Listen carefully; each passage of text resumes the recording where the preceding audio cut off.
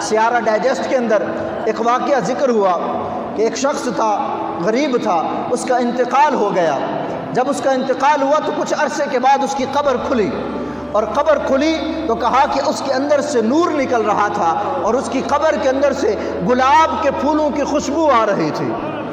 لوگ حیران ہوئے، گھر کا پتہ لگایا گیا، گھر میں گئے، اس کی بوڑھی زوجہ تھی جو اس کے مرنے کے بعد اس کے گھر میں تھی، اس سے جا کر پوچھا بتاؤ جس بندے کا انتقال ہوا وہ تمہارا کون تھا؟ کہا میرا شوہر تھا۔ کہا ذرا بتاؤ تو صحیح اس کی کون سی نیکی تھی، کیونکہ اس کی قبر کھلی تو ہم نے یہ معاملہ دیکھا ہے، اس کی قبر سے روشنی بھی آ رہی ہے، اس کی قبر کے اندر سے گلاب کے پھولوں کی خوشبو آ رہی ہے۔ کہا مجھے میرے شوہر کی کوئی اور نیکی تو یاد نہیں، مگر مجھے اتنا پتہ ہے وہ اللہ کی آخری کتاب قرآن سے بڑی محبت کیا کرتے تھے۔ وہ پڑھے ہوئے نہیں تھے، معاملہ یوں ہوتا تھا وہ نماز پڑھنے کے لیے جاتے، فجر کی نماز پڑھتے، جو قرآن پڑھے لوگ ہوتے وہ وہیں نماز پڑھ کے قرآن پڑھنے کے لیے بیٹھ جایا کرتے تھے۔ یہ بوجھل قدموں کے ساتھ واپس آتا تھا، دل میں بڑی امنگ ہوتی تھی، بڑی تمنا اور بڑی چاہت ہوتی تھی کاش میں بھی قرآن پڑھا ہوتا اور میں بھی تلاوت کرتا۔ گھر آتے اور طاق سے قرآن کو اٹھا کر قرآن کو کھولتے، پھر یوں کہتے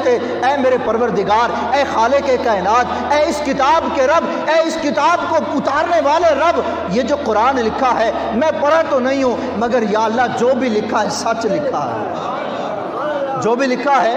سچ لکھا ہے۔ پھر انگلی نیچے لے آتا، یا اللہ یہ بھی جو لکھا ہے حق لکھا ہے، سچ لکھا ہے، یا اللہ یہ بھی سچ لکھا ہے۔ کہا میرا شوہر پڑھا ہوا نہیں تھا، بس قرآن اٹھا کر بار بار یوں ہی کہتا رہتا یا اللہ جو بھی لکھا ہے تو نے سچ لکھا ہے۔ کہا اللہ کو اس کی یہ ایک نیکی پسند آ گئی۔ بتاؤ یار، اللہ تبارک و تعالی جس بندے نے قرآن پر صرف انگلی رکھ کر اتنا کہا یا اللہ جو لکھا ہے سچ لکھا ہے، اس کی قبر سے اگر گلاب کے پھولوں کی خوشبو آ سکتی ہے، جو قرآن کا قاری ہو، قرآن کا حافظ ہو یا قرآن کو پڑھتا ہو، بتاؤ اس کی قبر سے خوشبو نہیں آئے گی؟